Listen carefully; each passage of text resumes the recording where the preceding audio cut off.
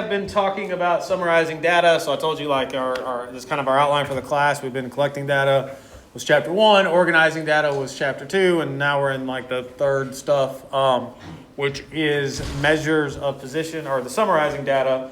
So we've summarized it by using mean, median, and mode, which talk about the measures of the center. The measures of variation was like the range and the standard deviation. Did all that last week. Now we are on to measures of position. This is the last way we summarize one, a single set of data. At least we do what happens if we have two sets of data that we're comparing on Thursday. But this is the last way we do this. There is one thing later on that I feel like ties in better later on. Why is it doing that? This is measures of position. So this one's a little bit different in the fact that this is not looking at the data as a whole. This is looking at where your data falls amongst the other data, okay? So this is really useful when we're doing like test scores. I'll talk about some of that as we go throughout this. But so this is where your data falls compared to the other data. All right, so the first thing is percentage of data below a specified value. So they kind of give us a data set here, 10, 20, 30, 40, 50. Find the percentage of data values below 30, okay? So the ones below 30 would be 10 and 20. So you got two of them, right? So there's two below 30, and there's 5 total. So you do 2 divided by 5 is 40%. So like 40% of the data you can find below the number 30. Not super hard, but this does kind of just give you an idea. Some people use this as their percentile when they're looking at data, which we'll talk about next. So I don't want to say too much right now, but you're just finding what percentage is below that. So like something that I kind of do in my line of work, I guess, because I look at grades. Like at the end of the semester, I say, 10% of people below a 70, 10% didn't pass. So like this information is useful to you in real life. All right, percentile. Percentile is probably a very commonly used word out in the real world. It is the, no, wait. I want to make sure I say this right. I don't know if I want to use the word percent. Sorry.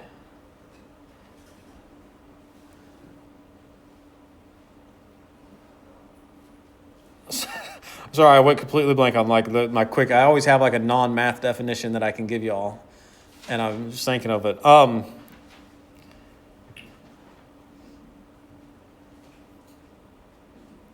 guess percentage works. Percentage. No. I'm just doing this.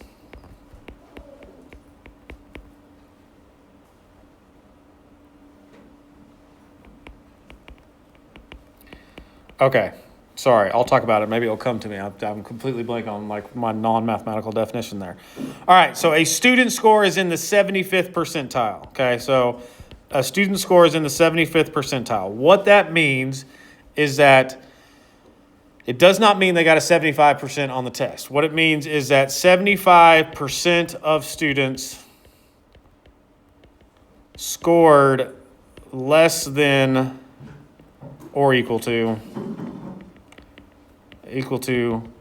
that student's score.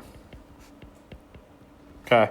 75% of students scored less than or equal to that student's score. Okay. So when you get a percentile, it does not tell you like what you got on a test. Like y'all see this all the time when y'all take a standardized test. It'll tell you what percentile you take. So like when y'all go take y'all have all taken standardized tests before, but like when you do a GK or any of these tests that you do, the NCLEX, like nurse, whatever, they give you a percentile. I was thinking my 4-year-old just did like his state VPK testing, the STAR test. Y'all probably heard of the STAR test way back in elementary school, or I don't know when y'all stopped doing that, but they give you a percentile. What does that mean? It doesn't mean they got that percentage right. It means compared to everybody else's score, like 75% of people scored less than that score, okay? So that's why I always, when I go to percentile, I always just think less than or equal to that value. Like that is the important thing. It's all the data that's below that number. I won't try to talk about children all the time, but this is something that definitely happens. I think I mentioned this to y'all last week. when you go to the doctor's office when you're growing up, the children are growing up, like you have the heights and weights. So like they always tell me the percentile that they're in. They're in the 50th percentile of height. That means 50% of kids of that age are shorter than that child. Or the weight, they're in the 23rd percentile weight. That means 23% of the student or the kids that age are less than that weight. It doesn't. You can think about it the other way too, and this is just a wording thing. But like 100 minus 75 is 25, right? So that means 25% of students scored higher. Of students scored higher than that student score. Okay. The other way I like to say this too, I know this pops up, is like the top 25% would be like that number. So the top 25% would actually be equal to the 75th percentile, because percentile always has to do with less than or below. Okay. I know they'll do that on some problems later on in the semester where they put, the top 8% of IQ is like right here. Okay. So just to do another problem, because this is just all interpreting, but let's say that because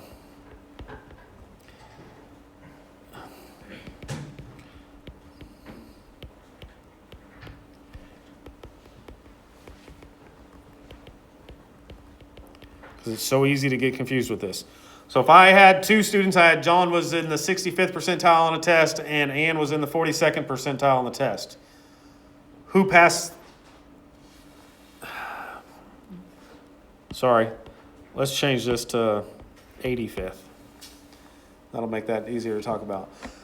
John was in the 85th percentile and Ann was the 42nd percentile. Who passed the test?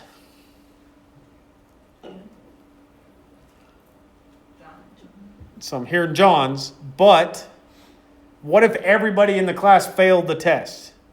Okay? If everybody in the class failed the test, that just means that John scored, 85% of people scored less than John's score. His score may be a 50, but 85% of people scored less than it, okay? Do not get confused about percentages and percentiles, because they do talk about test scores a lot. It's where you see it the most. So do not get confused with that. This has nothing, you have no idea what their scores actually are when they give you a statement like this. So everybody could have passed, everybody could have failed, like John could have passed, Ann could have failed. Like we have no idea. All we know is that 85% of the students scored less than John and 42% of them scored less than Ann, okay?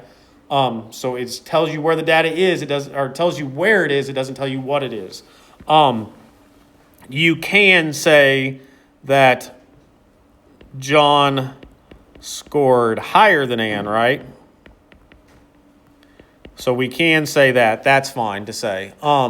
Because we know that John, like 85 is over here and 42 is over here, right? So we know that John scored higher, but we do not know the test scores. Do not know actual test scores. And I do want to jump over here real quick because I just remembered, what is this topic like? Does it make you do... Yeah, so we can look at this real quick because it was a little different than... All right, a national chain of department stores ranks its 1.2 million stores, 1.25 million stores, and it determines that Charmaine's sales are in the 62nd percentile and Greg's is in the 76th percentile. So Charmaine is 62, Greg is 76. Which of the following is true about Charmaine and Greg's sale? Charmaine's sales were higher than Greg's. Not true because Greg is 76 and Charmaine is 64. So that's not true. Or 62, wasn't it? Both Charmaine's and Greg had sales higher than the median. Well, we know what the median is. The median is 50th percentile, right? The median is always the 50th percentile. Because the median is the middle number. So half the data is above it and half the data is below it. So the median is the same thing as the 50th percentile. This to me looks like a good answer because they are both above 50, right? So they're both higher than the median. The value of Greg's sales were $1,400 more I have no idea where they're getting 1,400, so that's no. The value of both Charmaine's and Greg's sales were in the bottom half. That's not true. They're in the top half because it's 62 and 76. Okay.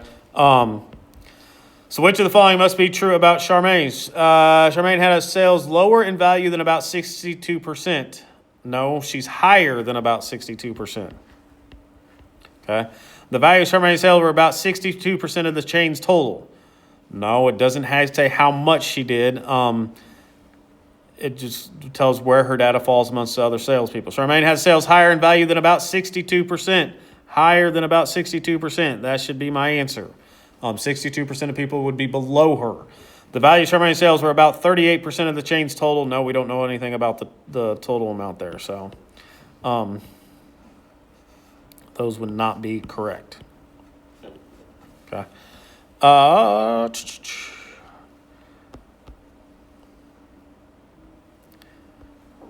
By the way, they did get that 38% because 100 minus 62 is 38. So you could say that 38% of people outsold Charmaine. Like 38% of people did sell higher than her. That's fine.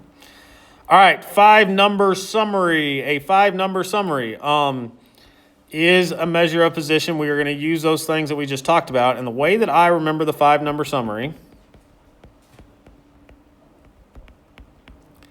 is using percentiles. I do 0, 25, 50, 75, 100, okay? We've already said that the median is the 50th percentile, right? The minimum would be the 0th percentile. If you had the lowest test score, like nobody scored lower than you, right? So you'd be 0 people would be lower than your test score, 0% of people would be lower than. And then the maximum, if you had the highest test score, then 100% of people scored lower than you if you have the highest one, right? All right, the 25 and 75, they call this the first quartile. Root word there is quarter, right? So 25. They do sometimes, by the way, you don't see it very often, but sometimes you see that the median is called the second quartile because 2 quarters is 50, and they call this the third quartile.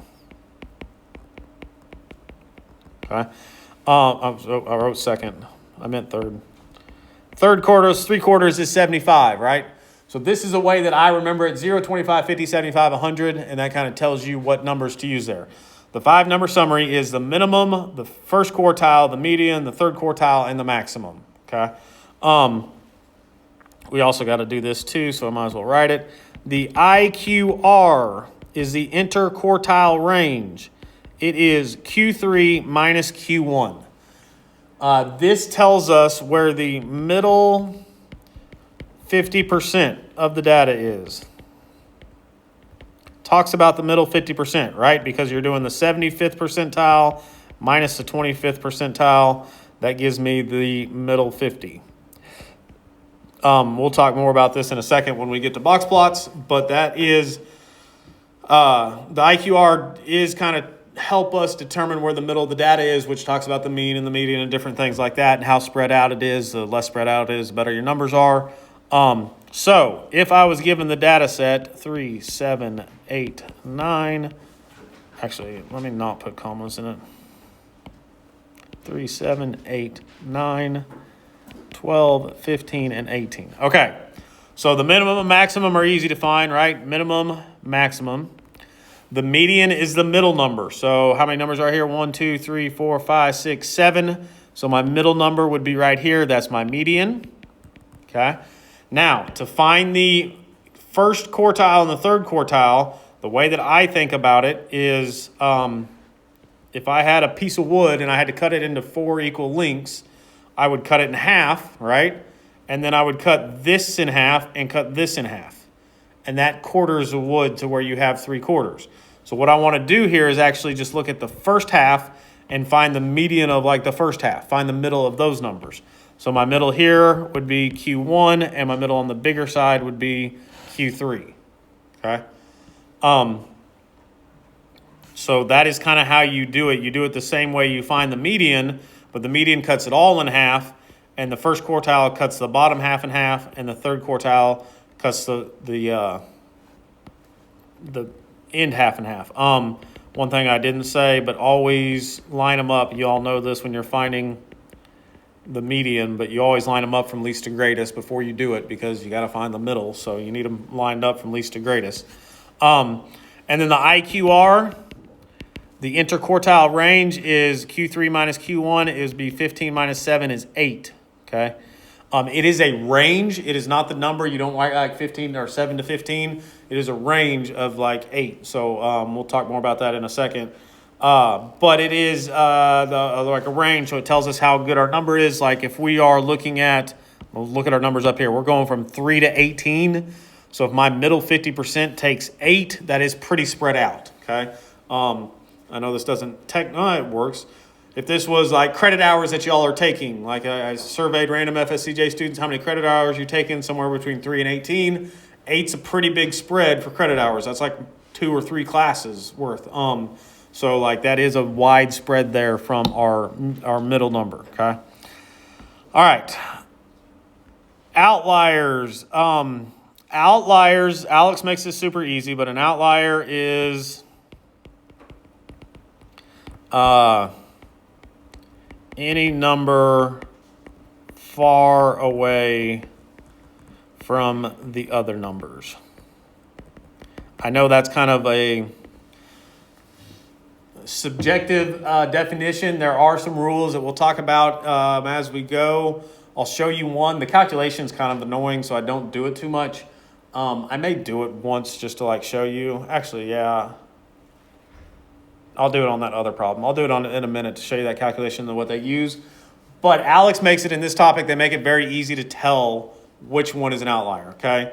So in these numbers right here, 3, 7, 8, 9, 12, 15, and then 30. So again, if I was doing like credit hours right here, 3, 7, 8, 9, 12, 15 makes sense, right? 30 doesn't really make sense. So my outlier in this set of data is 30. They make it very, very obvious on the ones that they do. And in statistics, we do have the liberty, I guess, to go and say, that one actually doesn't have any outliers. I don't think that one does either. Right here, here's the one. So like they make it very obvious what's an outlier. These numbers are 19 to 98, and then there's a 191, right? So that's obviously an outlier that's really far away. But in stats, we as statisticians have the liberty to determine what an outlier is. Like I said, there are some general rules of how you can tell if it's close. And technically we could, just throw it out and not deal out 191, but you could kind of research of why. Like maybe that person had a typo and was meant to type 91 and accidentally typed 191, right? So that would kind of make sense. I did a survey in class one time and I asked how many hours, we may do this in a couple, well, it won't be till after the midterm, but how many hours you slept last night, okay? Most people sleep between like 6 and 8 hours. The average always comes out to about between 6 and 8 hours.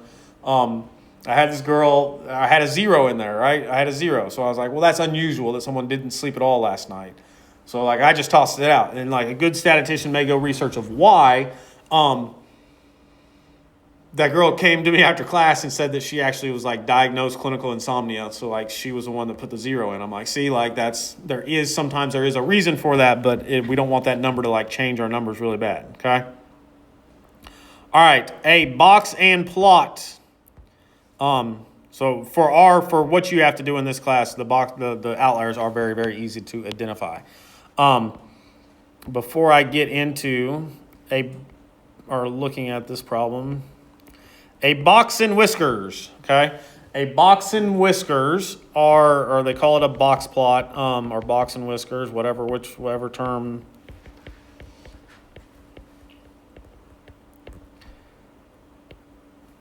It is a visual representation of the 5-number summary. Okay? So it gives us 5 numbers. It gives us the minimum, it gives us the maximum, the line in the middle is the median, and then the edges of the box are your Q1 and Q3. Okay? Your first quartile and your third quartile. So you will need to know where to identify those, but it is just a visual representation of the 5-number summary. This is a super commonly used one because you can start to tell if it's skewed left, skewed right, symmetric, and that kind of thing. And it does give you all those markers as 0, 25, 50, 75, 100th percentile. They do every once in a while. I can't remember if they do this, but a lot of times they will put something like this for an outlier, like a little asterisk or something like that to signify, okay, we're not using that number, but we did collect that number. So it's still there and you're kind of transparent with your data. Do I need to go back there for a second? I saw a lot of people writing, so let me go back for a second.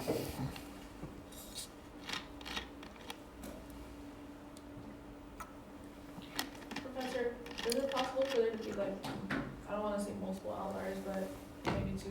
Yes, you definitely can have more than one outlier. There is no limit on the outliers that you can have. So, Can it be like, let's just say in the beginning, one in the beginning and one towards the end? right, you can. I kind of thought about that as I was writing that. You definitely can have outliers over here as well. Okay. You definitely can have outliers that are bigger or smaller. So any data that is way smaller than the data that you're given, or any data that's way bigger than that you're given. We got to do that topic. Interpreting a box plot. So this is just reading it. I don't think this one's hard. There is one that's a little tricky. I think it's the last one we do. Each day for several weeks, a food bank has recorded the number of people that it served, and it summarizes it with the box plot. Okay. So like if we want to go ahead and label this, since we are writing it, and the first one we've seen, this is the minimum, the first quartile, the median, the third quartile, and the maximum. Okay. The median number of people served, that would be right here at what, 107?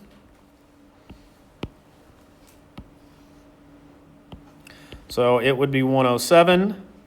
The largest number of people served would be right here at 121.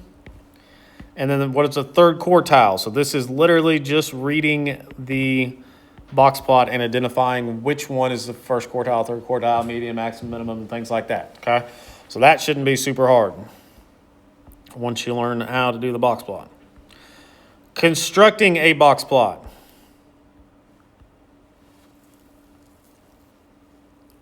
Let's throw, I don't think you have to do this on Alex, but let's just throw a couple other numbers in here. And we will talk about outliers some more. Okay. This one is a little bit of a pain because you do have to do it by hand. You can send the data to the calculator on this one and sort it. So it at least sorts it for you. This is not going to be fun. How many numbers do I have? 1, 2, 3, 4, 5, 6, 7, 8, 9, 10, 11, 12, 13, 14, 15, 16, 17, 18. Okay, so first thing you got to do is put them in order. What are the chances that I miss one? Probably already missed one. Y'all be looking for me. Anything else in the 40s? Okay, smallest 50 is 51, 52, 53, 256s, 57.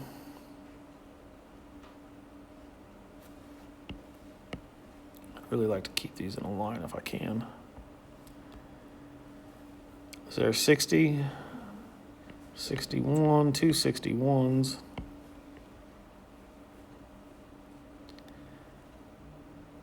2 66s, 67, 85. What are the chances? 1, 2, 3, 4, 5, 6, 7, 8, 9, 10, 11, 12, 13, 14, 15, 16, 17, 18. Yes. Okay. So to construct it, let's check for outliers first, since I added some maybe outliers. Okay. You do not have to do this. I took away this topic, and you'll be happy that I did, and I'll kind of talk about why in a minute. But outliers. One of the formulas that you can use to find outliers, they call it the upper fence and the lower fence. And they would do Q1 minus 1.5 times the IQR. Okay? And Q3 minus 1.5, plus 1.5 times the IQR. And actually, we have to find our quartiles first before we do this. So we're doing the math first instead of doing the outliers. We'll come back and do the outliers. The middle number, if I have 18, so we know n equals 18. My middle number is 9, right? 1, 2, 3, 4, 5, 6, 7, 8, 9. So my middle number would be right here. So to find our median, we are going to have to add these up and divide by 2. So my median is 54.5. Okay. My minimum is easy to find. Those may change. My minimum and maximum may change because of outliers, though, right? Because they may be really small or really big. The quartile. So I need to do the quartile for this half, right? The first quartile. So there are 9 numbers here: 1, 2, 3, 4, 5. And then on this side, 1, 2, 3, 4, 5. So that should be Q1 and that should be Q3. All right, we have all our numbers, right? So to construct our box plot, let's actually do our outliers first now. Okay, so to check for outliers, you can use these formulas. Again, you don't have to do this. This is something, but it's nice to talk about at least once. Q1 is 44 minus 1.5 times the IQR. Should have found the IQR first. IQR, remember, is Q3 minus Q1. So that would be 61 minus 44 is 17, okay? So 17 times 1.5. Anybody going to help me out here? That's 8.5, but 44 minus 8.5 is what, 35.5? Somebody double check that. Okay.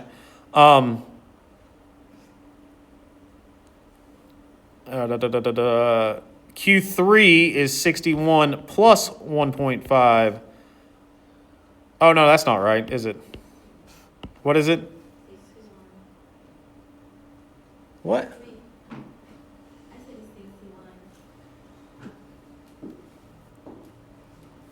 Did you add on accident? 17 times 1.5 is 25.5. And minus 44 minus 25.5 is 18.5. Okay. That looks a little better. And this one is 86. Man, I didn't get an outlier. Okay. So this is what the outliers are. The outliers are, that's why they call it the upper fence and lower fence, because any number in this area would work. Okay. So I thought I had a number big enough or small enough to be an outlier, but it is technically not. Okay. So that is how you check for outliers. Again, on this problem, you do not have to do this. Okay. So I'll write that right here. Extra don't have to do for this topic.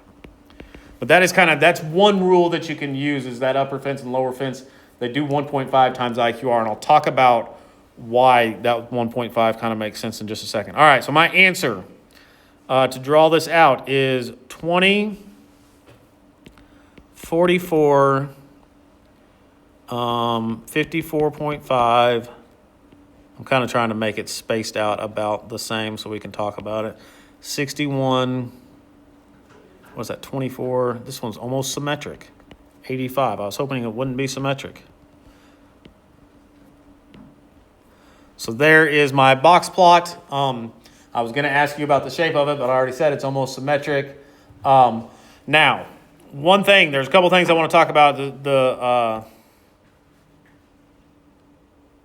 in the box plot, but let's talk about the outliers first since we're kind of on that one. This box right here, my IQR is how wide it is from here to here, right? It's how wide it is from here to here. What that IQR formula does is it says, what if we took, let's go to Q1 and take 1.5 of these boxes and add it to that. Now my half is about that much, right? What if I take 1.5 of those boxes over there? Anything lower than that number should be too far away from the middle, okay? So the middle number is where we focus most of our data on. That's where the mean and the median is and all that. So if I go 1.5 boxes over to this side, that tells me that it's too far away. And then same thing over here, I add it to this side. If I go more than 1.5 boxes, I know my drawing's not perfect. It should end right there at 85 or 86.5, but that's kind of the idea behind it. So when I talk about the IQR, I always like to think about the IQR is how wide the box is, because that tells me like whether my data are focused towards the middle or not. All right. Let me ask some questions about the box plot because we only have like one more topic anyways.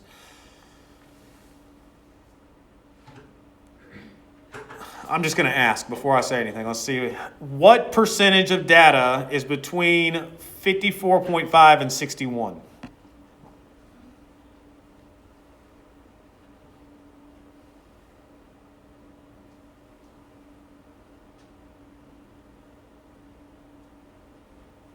I didn't give you any information here, so if you don't get it, I wouldn't be surprised. But just see if you can think, and then I'll help you walk through it. You do not need a calculator. You can think about it real quick.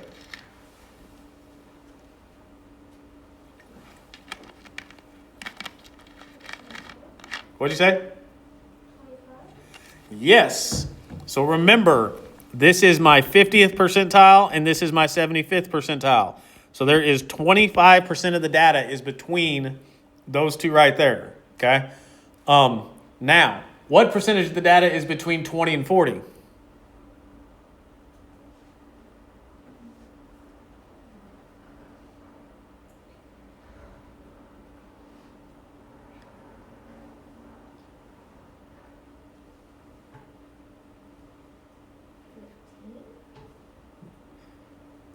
You said a different number?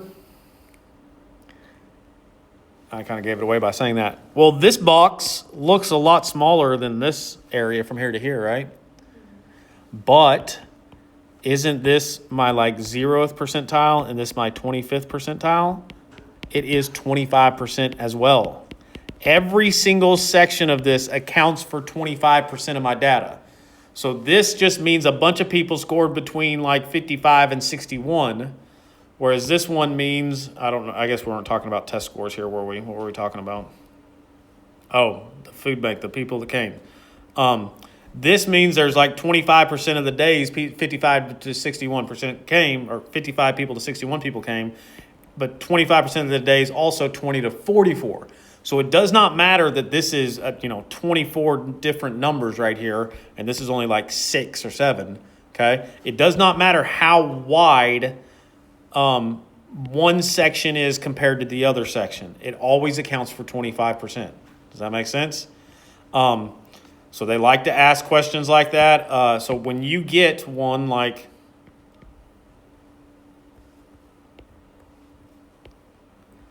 this, it does not matter that this little box is right here like this. This still accounts for 25% of the data. And this is 25% of the data, and this is 25%, and this is 25%, okay? That just means if I put some numbers on this, let's say this is a test score, 60, 72, 78. Oh, wait, let's make this not 60. Let's make this like 30, 89, 100, whatever, okay. This means that 25% of the people scored between a 30 and a 72, but 25% of the people also scored between a 72 and a 78. So that means I have a lot of 72, 72, 72, 73, 73, 73, 74, 74, 74, right? Whereas here, this could be like 30, 32, 40, 41, 48, 50, like it's more spread out. But still, it's 25% in each one. You could say this is probably like skewed left, right? The tail's longer on the left, so it's skewed left. You can do those words like that. All right, I think we're ready for the next one now. Wait, one other question. What percentage of the people here scored between 20 and 61? 75, right? Okay. So they always like to ask on like standardized tests, they'll give you the picture and things like that. And they always like to ask Q3 to the minimum. All right, last topic here. So this one, they put 2 cities on here. One of them, they're talking about temperatures. 2 cities, the noon temperatures in Fahrenheit were recorded for city A and city B. Which city had noon temperatures with a larger interquartile range? Okay, so larger interquartile range means which one had the bigger box? They're pretty close, aren't they? So this one is 75 to 82. And then this one is 80 to 87. Are they the same? I will have to check and see if that's an option, but it may be, okay? So they're actually the same, but when you're looking for a larger quartile range, it's a bigger box, okay? Which city had the highest noon temperature? Y'all can answer.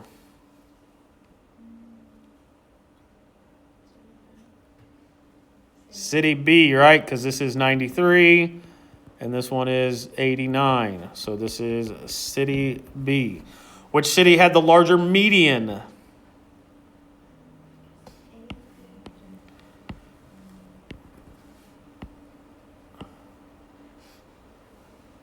You say A. A is 85, and B is 77. Which city had more noon temperatures above 83? Okay. So let's look at City A. At 83, where's 83? 83 is about right here, right?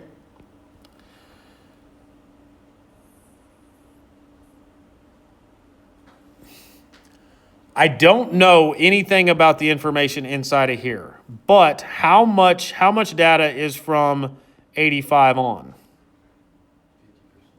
50%, okay? So let's go look down here now. 83 here is at this right here. That's 83, right? Well, I don't know how much data is from like here to here. Because what if every day was like, what is that? 77, 70. Oh, that's not 83, is it? What in the world? 83 is way over here. I don't know what I was doing. I don't know. Sorry. I do not know how much data is from here to here because I don't know how much data is here to here either, right? But how much is from here on? 25. So I would assume that it's going to be 25 or less from there. So if City A is 50 or more and this is 25 or less, then it's got to be City A, okay? So when it falls in the middle like that, you can never assume like how much is in that section because what if every day is 81 or 82 degrees and I don't have anything above 83? But I do know that from my median to the right is 50%, and I know on this one from my third quartile to the right is 25%. So don't assume that you know in the middle there. You only count the stuff after.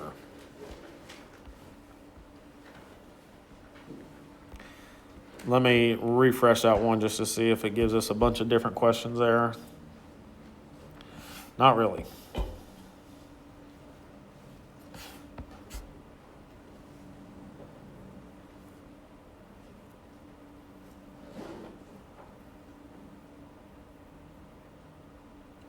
The only one that I'm seeing here, or do they have the same? Yes, they do have, on these options, they do have both have the same. So on that one that we got the same, it will work. The only one that I'm seeing that we didn't cover is the range.